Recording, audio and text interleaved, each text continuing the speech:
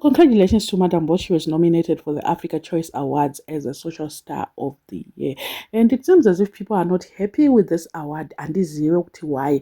Because she mentioned, Kuti, please do as you did pa BET Pai. Things were smooth. Vanhu vakamhanya vakavota vakawina.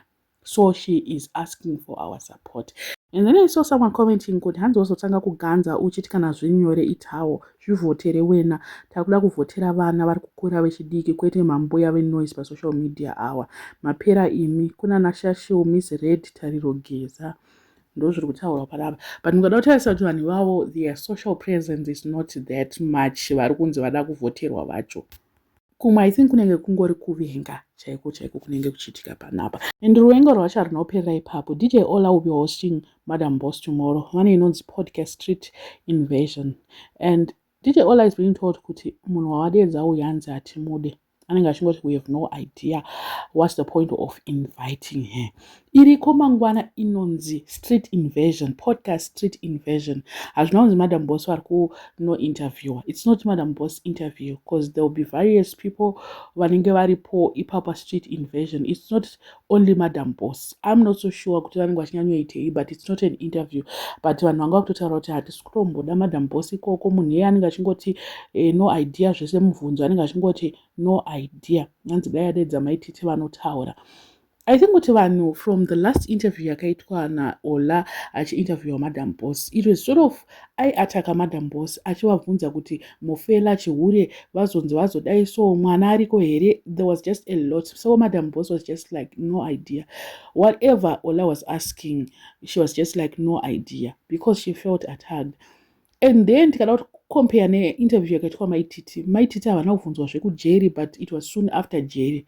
Vanhu vakati Ola bvunza mibvunzo yakati, Ola was just ignoring. Ola itovhunza zvinhu zvitongoriwo zvemabhegi avaiita nezvemafuta avaiita.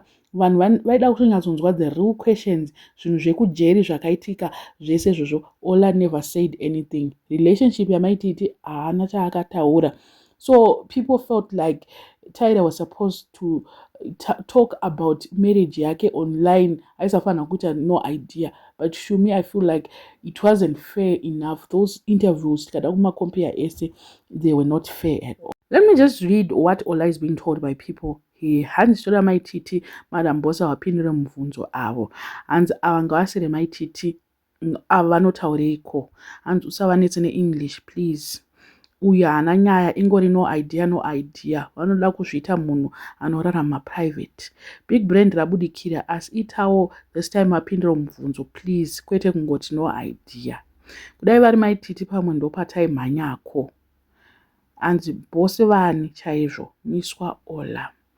Chirungu savabvunze toda uzovabvunzawo kuti mbabvu wakaisepiko. Utibvunzire kuti zvavakabvisa mbabvu chedumbu akakuwa kwana here. Chero zvedu takamirirawo kunzi I have no idea. Ava vekubhohwa ava bosi vani anoita nezvei ambore aniko. Okay, zvimwe zvacho zvekuzotaura kuti urezo azvo hazvisi necessary.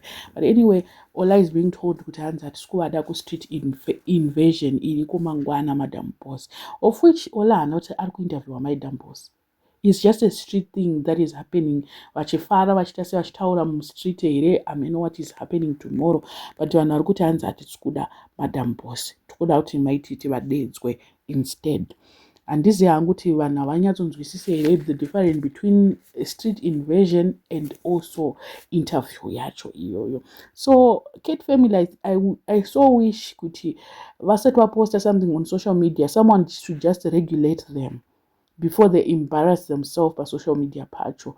Pavanozonzi mahouse girl paipai zvinenge zvabva ikokoko. Pari kutaura zveStreet Invasion, ivo vari busy kutaura kuti hatisi kuda kuti vainterviewe, hatisi kuda kuti vaite sei zvinhu zvacho. So amen. I don't know what you guys think. Let me know in the comment section what are your thoughts. Wasada subscribe, please make sure that you're subscribed and see you in my next video.